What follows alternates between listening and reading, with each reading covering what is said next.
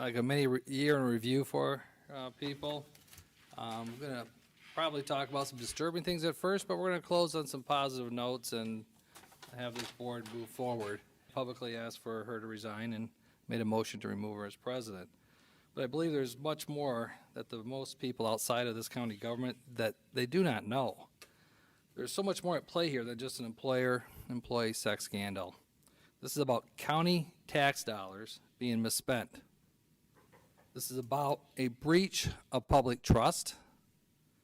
And this is about a commissioner acting as an advocate for a vendor to secure contracts. Her conduct violates Ohio law, specifically Ohio Revised Code 102.03, 2921.42, and 2921.43. So let's confront the undeniable facts. First, by her own admission, when Michelle was deciding vote to hire Harry Williamson as the 911 director for $80,000 a year, she was in an undisclosed sexual adulterous relationship with him. Harry Williamson was employed at Century Tel that was involved in helping wiring the 911 facility in the beginning. And the president of the AFL-CIO, when her and Harry met on the campaign trail in 2020, Michelle has admitted to multiple people that their relationship turned sexual on the 2020 campaign trail and before the November election. However, when she was a deciding vote to hire Harry on January 4th, she remained silent on her disqualifying entanglement. Some may try to excuse or minimize that conflicted vote. But second, against the advice of legal counsel, in the face of many violations of Ohio law, Hung fought for many hours to try and save Williamson from termination to no avail. Even though Williamson was let go for cause, she was a deciding vote to allow Williamson to wrongfully receive unemployment benefits. Now, as these events were unfolding and her motives were becoming clear, I felt a responsibility to the taxpayers to review all of the decisions and dollars spent at 911 this year. For example, we, as a board, voted 3-0 on May 5th, 2021, on item number 794. This vote allowed $30,465 of county funds to be spent from the maintenance account for the following purchase. Burns Road, 911 Annex SBO. You'll see this on our requisitions. It stands for Super Blanket Purchase Order. April through December of 2021 for all labor, material, and equipment to perform interior renovations and alterations to Lorain County 911 Center. On its face, this appears legitimate. But after my investigation, I uncovered that the Burns Road building is only 3 years old. Why would it need interior renovations? As I requested all of the bids on this project, I was trying to confirm if rumors were true about the construction work that was performed there. What I found out was the board was tricked into voting to turn Harry's office into a quiet, soundproof office with zero light penetration. Why does a county director's office need to be soundproof and shielded from any light? Why would what goes on in a director's office need to be soundproof? Some may say $30,000 for an office is not that much. But let me now share with you the larger issues here. To really understand the complexity of this issues, and there's several issues here, I will have to identify a few of the lists of these characters. The three of us, county commissioners, the fire officials and police officials, Lorain County business Vasu, who was a vendor, Cuyahoga County business and union shop Cleveland Communications, a vendor, the previous director and former AFL-CIO president Harry Williamson, and Dick Miller with the Department of Administrative Services for the state of Ohio, a field operations manager. Now, a lot of wheels were in motion prior to 2021. A so-called independent consulting firm was hired, and alliances were formed to ensure what I now believe were predetermined outcomes. I want to be clear. The fire departments and the police departments have their own favorite radio systems. I do not wish to be in the middle of that debate. And my concerns do not arise based on the merits of two radio systems. My concerns are based on what I consider to be inappropriate efforts to swing over $6 million in a no-bid contract to one particular small vendor outside of Lorain County. In fact, to ensure that all the fire and police departments can have the radio systems of their choice, this board recently voted to allow 2 antennas to be installed at 911 Tower on Burns Road. those antennas now give the local communities the ability to decide on their own which system is best for their coverage. In fact, in the Commissioner's last newsletter mailed out to Lorain County households promoting Cleveland Communications, having an antenna put up on their 911 tower, which I personally stated I did not support that. I crossed it out, but it was sent out with taxpayers' dollars about one antenna on one vendor being put up on a tower. But there seems to be more here at play than competing radio systems. Some of these issues I cannot share due to the current litigation between Tom Williams and Commissioners Hung and Lundy concerning his termination. But what I can share is this.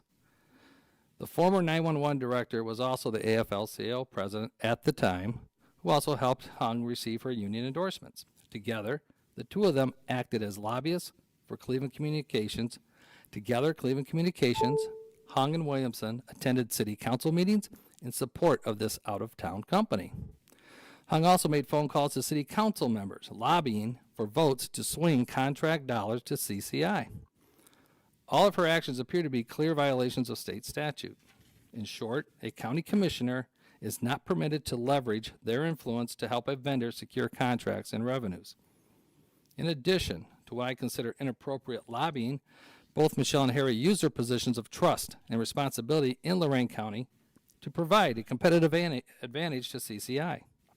They required Dick Miller, the DAS field operations managers for the Marks radio system, a competitor of CCI, to reveal to them in detail all the information and capabilities of Marks that would be extremely valuable to a competitor like CCI when bidding against Marks. In fact, the DAS realized something was not right with Hung and Williamson's requests. They are emails showing DAS inquiring why Harry and Michelle needed this information after it was given.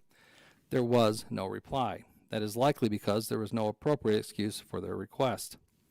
When I talked to Mr. Miller at DAS, he expressed his concerns about the release of valuable, competitive information to Hung and Williamson. In fact, Mr. Miller expressed concern that Marks and the public bidding process was possibly being compromised. I share Mr. Miller's concerns. Public bidding exists and is structured to protect the integrity of county contracts and public dollars. I take anything that threatens that integrity quite seriously. So on April 28th, 2021, this board approved a contract with CCI for 3-0. At the time, I thought the contract had been properly bid. I have since learned that I was wrong. Former 911 Director Harry Williamson reached out to a Lorain County business, Vasu, and requested a quote for 911. They came in at $103,165.08 on April 5th. On April 7th, 2 days later, CCI came in with a competing bid at $102,118.08. I have now learned this bid process did not follow the county's procurement policy and was not publicly bid with the properly sealed bids. Instead, Vasu was encouraged to put all its cards on the table to Hung and Williamson, the advocates of CCI, and CCI miraculously came in 2 days later with the low bid. I do not believe in this kind of coincidences. I believe CCI was given an unfair advantage over another vendor, a Lorain County vendor. But what I found, the events on June 14th, even more disturbing. That is what really started that something is not what it should be. At 8:30 a.m., on June 14th, I received an email asking me to attend a build-out and radio project meeting. It was a very detailed email with a lot of data in anticipation that plans would be shown and addressed that day. But when I sat down for the 1:30 meeting, the meeting did not follow the agenda. Instead, it was a pressure play by Michelle and Harry for my support of a no-bid contract in favor of Cleveland Communications for $6.5 million. I was very troubled and asked a lot of questions when neither of them could explain why we were meeting to decide public business in violation of the sunshine laws for the benefit of an individual vendor they called mission critical, the consultant who was hired and recommended CCI products, who tried to use state statute 307.86 as a way to circumvent public bidding. I told them I am well aware of such statutes and that I was not about to do a $6.5 million no-bid contract. At that point, I left the meeting. According to those who remained behind, once I was gone, the president of CCI told Hung, looks like you're going to have to form an alliance with Lundy. In what universe does this county want a vendor directing a commissioner's actions for its own financial benefit? It was clear that day that something was really wrong there. This is when the soap opera narrative returns. Days after, Hung failed to deliver this $6.5 million no-bid contract to CCI. Williamson had harsh words for her, distressing her and making her upset. Who does she turn to for support but her former campaign manager and the county administrator, Tom Williams? Upset about Harry's inappropriate text, Hung spills her guts to Tom and enlists his support to straighten out Harry. After visiting Hamilton County's 911 in July to review the Harris radio systems, there were some taxpayers on the taxpayers' dime. Hung and Williamson resumed their relationship with full force. Over the ensuing week or so, Tom Williams thinks about everything he confided in and goes to the prosecutor's office. We all know what happens next. 20 years ago, when I was here, I exposed the corruption involved in Lorain County Justice Center that led to a commissioner and a few vendors going to jail. As a commissioner, our job is the budget authority for the county and a watchdog over spending for county funds. So hopefully, from here on out, we can eventually put these latest episodes behind us.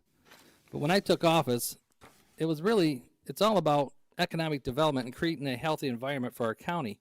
Our state is shrinking, and as you saw today's meeting, our county is growing. Thank you. That's the end of my report, and I shortened it. So, Mr. Lundy, do you have a report today? Yes, I do.